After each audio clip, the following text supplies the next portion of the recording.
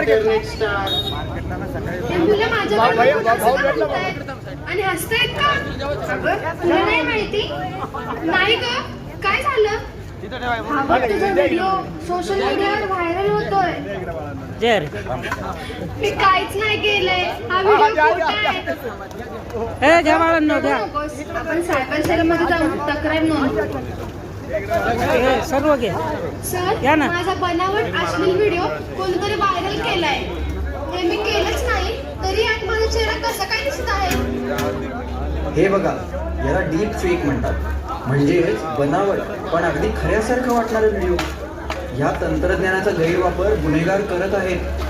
पण तुम्ही काळजी करू नका, आपण त्यांना शोधून कडक कारवाई करू.